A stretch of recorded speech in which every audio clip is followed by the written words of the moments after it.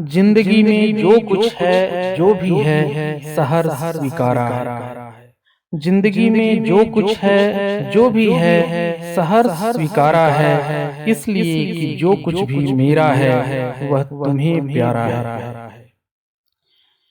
गर्बीली गरीबी ये गंभीर अनुभव सब, यह विचार वैभव सब, दृढ़ता यह भीतर की सरिता, यह अभिनव सब मौलिक है। इसलिए कि पल पल में जो कुछ भी जागृत है अपलक है, संवेदन तुम्हारा है। जिंदगी में जो कुछ है जो भी है सहर्ष स्वीकारा है। जाने क्या रिश्ता है, जाने क्या नाता है, जितना भी उड़ेलता हूँ भर भर फिर आता है। दिल में क्या झरना है, मीठे पानी का सोता है, भीतर वह ऊपर तुम, मुस्काता चांद ज्यों धरती पर रात भर, मुझ पर क्यों तुम्हारा ही खिलता वह चेहरा है। नमस्कार, मैं हूं मनोज कुमार। आप देख रहे हैं ज्ञान समग्र चैनल पर हिंदी क्लासेस। आज हम पढ़ेंगे गजानन माधव मुक्तिबोध की कविता सहर्ष स्वीकारा है, जो कि सीबीएसई बोर्ड के कक्षा 12वीं में आधार पाठ्यक्रम हिंदी के अंतर्गत पढ़ने के लिए प्रस्तावित है। गजानन माधव मुक्तिबोध वैसे तो फैंटेसी के कवि माने जाते हैं। फैंटेसी का अर्थ होता है कल्पना लोक या कल्पना चित्र, यानी इनकी कविताओं में एक कल्पना की दुनिया समाहित होती है, और यह कल्पना की दुनिया यथार्थ की दुनिया भले न हो, लेकिन यथार्थ जैसी सारी बातें इस कल्पना की दुनिया में होती हैं। साथ ही उनकी कविताओं की कल्पना लोक में रहस्यात्मकता होती है, विशेष संकेत होते हैं, जिज्ञासाएं होती हैं, कौतूहल होता है। अपने निजी अनुभवों में बहुत गहराई तक डूबकर कवि अपनी निजी अनुभूतियों को वाणी देता है, उसे व्यक्त करता है। निजी अनुभूतियों में बहुत गहराई तक डूबने के कारण कई बार कवि की कविता अत्यंत कठिन हो जाती है, समझने में जटिल हो जाती है। वैसे भी भाषा के नज़रिए से मुक्तिबोध की कविताएं लंबे लंबे वाक्य विन्यास से समाहित होती हैं, और यही कारण है कि इनकी कविता पढ़ने में थोड़ी कठिन होती है। हालांकि इन्होंने कुछ छोटी कविताएं, लघु कविताएं भी लिखी हैं। इन्हीं छोटी कविताओं में से एक कविता है सहर्ष स्वीकारा है, जो कि भूरी भूरी खाक धूल नामक उनके कविता संग्रह से ली गई है। सहर्ष स्वीकारा है कविता नई कविता का एक नमूना है। इस कविता के माध्यम से कवि ने प्रेम और श्रृंगार की सर्वथा नई अभिव्यक्ति की है। कवि का मानना है कि प्रेम एक ऐसा तत्व है जो हमें जीवन में सुख दुख, अच्छाई बुराई, गुण अवगुण, इन सभी परस्पर विपरीत भावों को सहर्ष स्वीकार करने की प्रेरणा देता है। वास्तव में हम सभी के जीवन में सुख दुख, गरीबी अमीरी, गुण अवगुण, अच्छाइयाँ बुराइयाँ, कमियाँ और उपलब्धियाँ एक साथ हैं, और ये सभी हमारे जीवन के अनिवार्य पहलू हैं। लेकिन हम अपने जीवन में गुणों को, अच्छाइयों को, उपलब्धियों को तो सहर्ष स्वीकार करते हैं, लेकिन उसके दूसरे पक्ष को, अवगुणों को, कमियों को और बुराइयों को हम स्वीकार नहीं करते हैं, उससे मुंह मोड़ते हैं। जबकि सच्चाई ये है कि ये अवगुण, कमियां, बुराइयां ये भी हमारे जीवन के उतने ही सच हैं जितने कि हमारी उपलब्धियां, हमारी अच्छाइयां, हमारे गुण।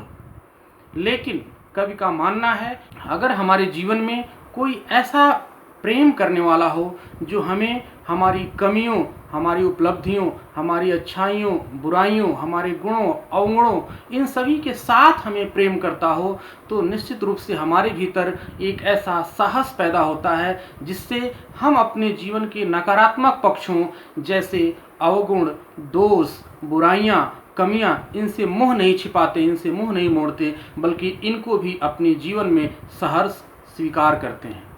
और कोई भी ऐसा प्रेम करने वाला अगर हमारे जीवन में है तो हम निश्चित रूप से उसे अपना अहम प्रेरणा स्रोत मानते हैं।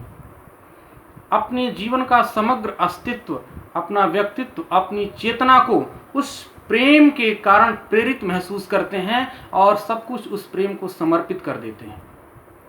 यहाँ तक कि हमें अनुभव होता है कि वह प्रेम हमारे व्यक्तित्व के चारों तरफ हमें घेर करके हर मुसीबत से, हर आशंका से हमारी रक्षा कर रहा है। लेकिन कवि का यह भी मानना है कि कोई भी चीज़ जीवन में अगर बहुत अधिक हो जाती है, चाहे वह प्रेम ही क्यों न हो, तो हमारे लिए वह कमजोरी का सबब बन जाता है। यही कारण है कि इस कविता में कवि अपने समग्र जीवन, व्यक्तित्व, अस्तित्व और चेतना को अपने प्रिय को समर्पित कर रहा है। लेकिन कवि यह भी कामना कर रहा है कि मैं अपने प्रिय को भूल जाऊं, ताकि मेरे भीतर जो अपनी क्षमताएं हैं, अपनी शक्तियां हैं, उनको भी मैं महसूस कर सकूं। और कभी यदि ऐसा समय आता है कि मेरे जीवन में मेरा प्रिय नहीं भी रहता है, तो मैं अपने जीवन के संघर्षों का सामना अपनी क्षमताओं, अपनी शक्तियों के बल पर कर सकूं।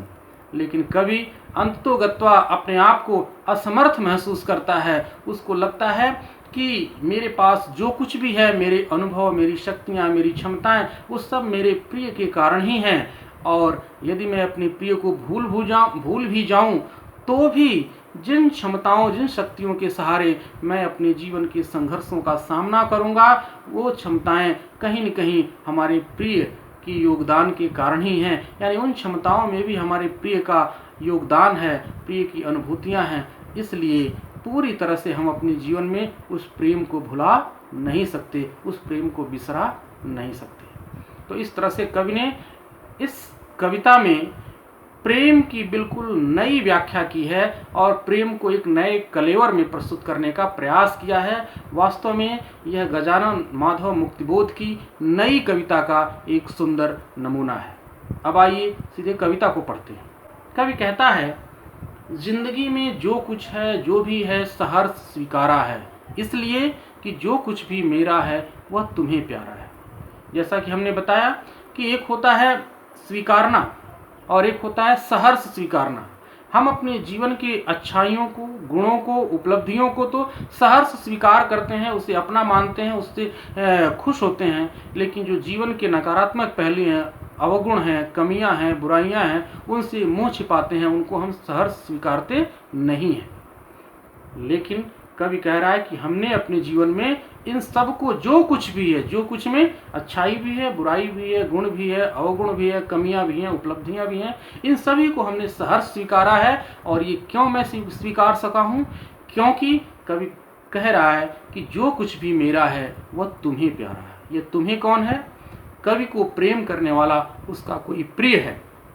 कवि का मानना है कि वो जो प्रिय है वो मेरी सभी कमियों, उपलब्धियों, अच्छाइयों, बुराइयों, गुणों, अवगुणों, इन सभी के साथ मुझे प्रेम करता है। वो मेरी ये सारी चीज़ें मेरे प्रिय को प्रिय हैं। इसलिए मैं अपनी इन सभी नकारात्मक और सकारात्मक व्यक्तित्व के पहलुओं को सहर्ष अपने जीवन में स्वीकार करता हूँ।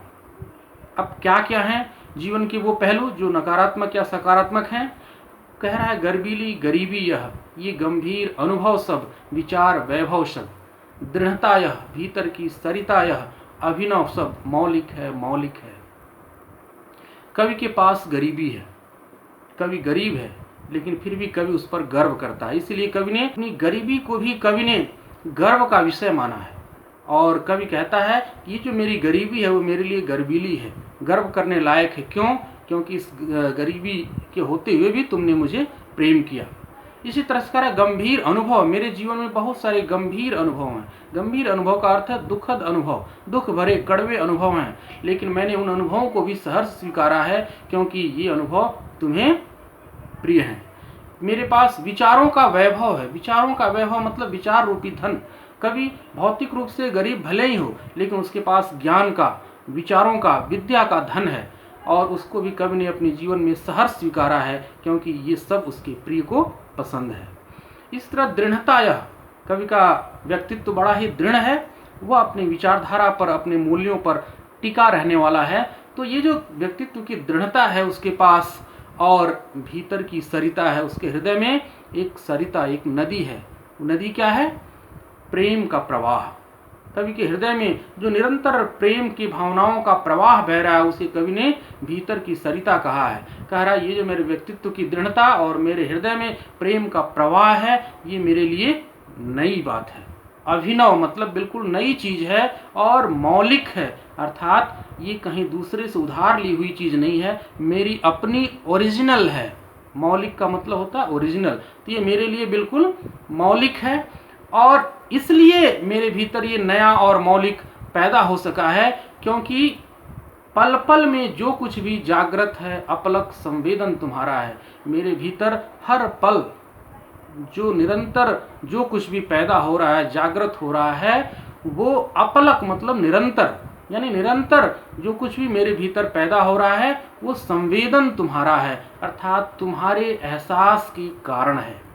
तुम्हारा संवेदन है मतलब तुम्हारे एहसास के ही कारण मेरे भीतर हर पल नया और कुछ मौलिक जागृत हो रहा है, पैदा हो रहा है, और इन सबको मैंने सहर्ष स्वीकारा है कि क्योंकि इन सभी के साथ तुमने मुझे प्रेम किया है। एक बार संक्षेप में और देख लेते हैं। कवि कह रहा है कि मेरे जीवन में जो कुछ भी है, गुण अवगुण, कमियां उपलब्धियां, अच्छाइयां बुराइयां, उन सभी को मैंने सहर्ष समान भाव से स्वीकार किया है, क्योंकि जो कुछ भी मेरे पास है वो सब कुछ तुम्हें प्रिय है। और आगे कह रहा है कि मेरे पास गरीबी है, फिर भी मैं इस पे गर्व करता हूँ। मेरे पास दुख भरे कड़वे अनुभव हैं, फिर भी मैं उसे सहर्ष स्वीकार करता हूँ। मेरे पास विचार रूपी वैभव है, धन है, लेकिन उसको भी मैं सहर्ष स्वीकार करता हूँ, क्योंकि ये सारी बातें तुम्हें प्रिय हैं। मेरे भीतर व्यक्तित्व की दृढ़ता है, मेरे हृदय में प्रेम का एक प्रवाह है, और ये सभी चीज़ें मेरे भीतर बिल्कुल नई और मेरी निजी हैं, निजी अनुभूतियाँ हैं। लेकिन ये निजी अनुभूतियाँ हर पल मेरे भीतर जागृत हो रही हैं, पैदा हो रही हैं। क्यों पैदा हो रही हैं? क्योंकि ये सब कुछ तुम्हारी देन है, तुम्हारे एहसास की देन है, तुम्हारे एहसास के कारण है। इसलिए मैंने इन सभी चीज़ों को सहर्ष अपने जीवन में स्वीकार किया है। आगे लेखक कहता है, जाने क्या रिश्ता है, जाने क्या नाता है, जितना भी उड़ेलता हूँ भर भर फिर आता है। दिल में क्या झरना है, मीठे पानी का सोता है, भीतर वह ऊपर तुम मुस्काता, चाँद ज्यों धरती पर, रात भर मुझ पर त्यों तुम्हारा ही खिलता वह चेहरा है। यहाँ देखिए कवि ने पूरा एक कल्पना चित्र बनाया है, एक फैंटेसी का सृजन किया है, एक बिंब का सृजन किया है कवि ने। कवि अपने उस प्रिय के बारे में स्पष्ट उल्लेख नहीं कर रहा है कि वह प्रिय कौन है। वह प्रिय उसकी पत्नी हो सकती है, उसकी प्रेमिका हो सकती है, उसकी बहन हो सकती है, उसकी माँ हो सकती है, परमात्मा हो सकता है, प्रकृति हो सकती है, कोई भी हो सकता है। कविता में जब कवि किसी बात की ओर केवल इशारा करके छोड़ देता है, उसका स्पष्ट उल्लेख नहीं करता है, तो इस गुण को सांकेतिकता कहते हैं। और सांकेतिकता कविता में गुण माना जाता है। क्यों? क्योंकि इससे अर्थ की संभावनाएं बढ़ जाती है। अगर कवि यहाँ स्पष्ट रूप से उल्लेख कर देता है कि कवि का वो जो प्रिय है, कवि को वह प्रेम करने वाला है, वो उसकी पत्नी है या उसकी प्रेमिका है, तो पाठक की भावनाएं वहीं तक सिमट के रह जाएंगी। लेकिन कवि ने एक संकेत करके छोड़ दिया है, इसका उल्लेख नहीं किया, जिससे हर पाठक अपनी अपनी कल्पना के अनुसार सोच सकता है। अर्थात कविता के अर्थ के मामले में पाठक की भी कल्पना जुड़ जाती है, और यही कारण है कविता में अर्थ की संभावना बढ़ जाती है। तो यहाँ सांकेतिकता का परिचय दिया है। कवि अपने रिश्ते को भी पूरी तरह से स्पष्ट नहीं कर पा रहा है। कह रहा है कि मेरे प्रिय के साथ क्या रिश्ता है, इसको मैं वर्णन नहीं कर सकता, परिभाषित नहीं कर सकता, लेकिन उसका एक स्वरूप निश्चित रूप से सामने रख रहा है। कह रहा है कि संबोधित करते हुए अपने प्रिय को कह रहा है कि हे प्रिय, न जाने तुमसे क्या रिश्ता है मेरा, न जाने क्या नाता है तुमसे मेरा, मुझे नहीं पता, लेकिन इतना जरूर मैं जानता हूँ कि जितना भी मैं उड़ेलता हूँ भर भर फिर आता है। क्या उड़ेलता हूँ? कवि क्या उड़ेल रहा है? अपनी भावनाओं को। कवि अपने प्रेम की भावनाओं को अपनी प्रिय के प्रति जितना ज़्यादा उड़ेलता है उतना ही उसका हृदय प्रेम से और भरता जाता है।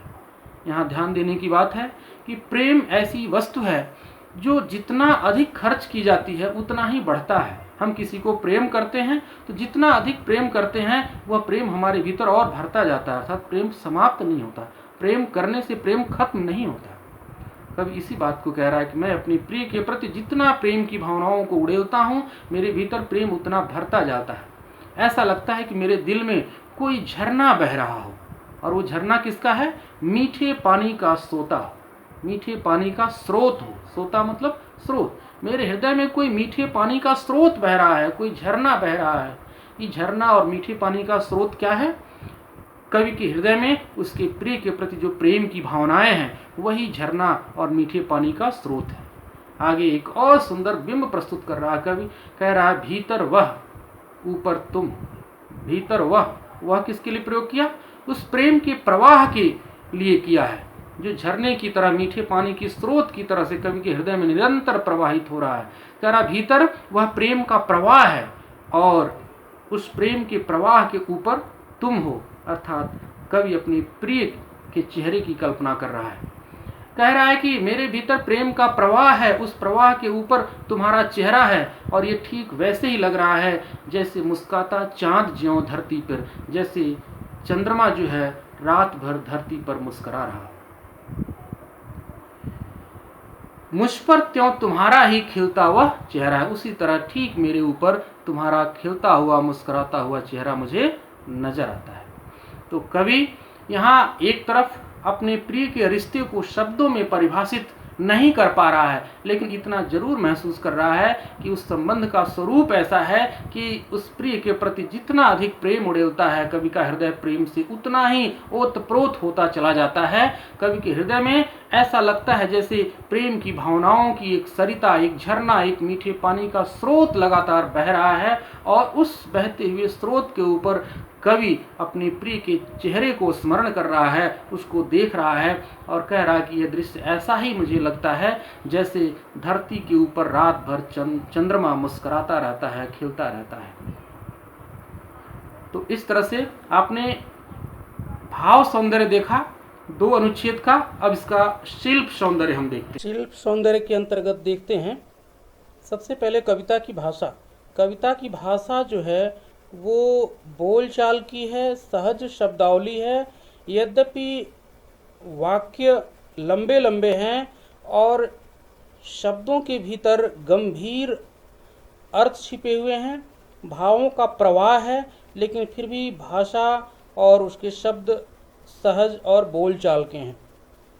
जिंदगी में जो कुछ है, जो कुछ में संकेत कर रहा कवि जीवन के अनुकूल और प्रतिकूल सभी बातों के लिए, इसी तरह से वह तुम्हें प्यारा है। इसमें तुम्हें के माध्यम से कवि अपने प्रिय को संबोधित कर रहा है।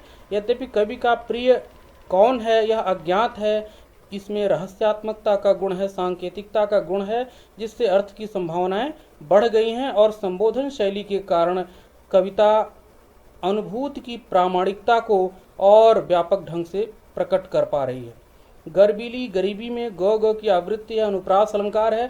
साथ ही गरीबी के विशेषण के रूप में गर्बीली शब्द प्रयोग करके कवि ने गरीबी को गौरवान्वित करने का कार्य किया है।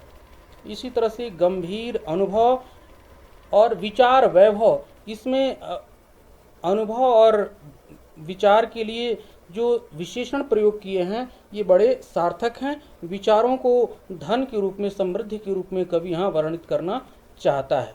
भीतर की सरिता, भीतर की सरिता कवि के प्रेम की भावनाओं के लिए प्रयोग किया गया है, इसलिए यहाँ रूपकातिशयोक्ति अलंकार है।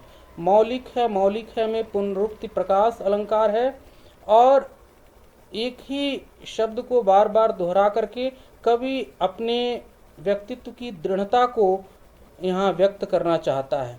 पल पल में पुनरुक्ति प्रकाश अलंकार है, और इसी तरह से जाने क्या रिश्ता है, जाने क्या नाता है, इसमें संदेह अलंकार है। भर भर फिर आता है, इसमें पुनरुक्ति प्रकाश अलंकार है। दिल में क्या झरना है, मीठे पानी का सोता है, झरना और मीठे पानी का सोता। कवि के भीतर अपने प्रिय के प्रति प्रेम के भाव को कहा गया है, इसलिए इसमें रूपका अतिशयोक्ति अलंकार है। साथ में ये दिल में क्या झरना है, मीठे पानी का सोता है, भीतर वह ऊपर तुम मुस्काता चाँद ज्यों धरती पर। ये पूरी तरह से एक कवि ने एक कल्पना का एक दृश्य यहाँ खड़ा किया है, इसलिए यहाँ बहुत सुंदर दृश्य बिंब भी है। इस तरह हमने सहर्ष स्वीकारा है कविता के 2 अनुच्छेद का भाव सौंदर्य देखा, उसका शिल्प सौंदर्य देखा। अगर व्याख्या आपको पसंद आई हो तो इस वीडियो को लाइक कीजिए, शेयर कीजिए और ज्ञान समग्र चैनल पर और भी ऐसे वीडियोस देखने के लिए ज्ञान समग्र चैनल को लाइक कीजिए। धन्यवाद। शुभ दिन।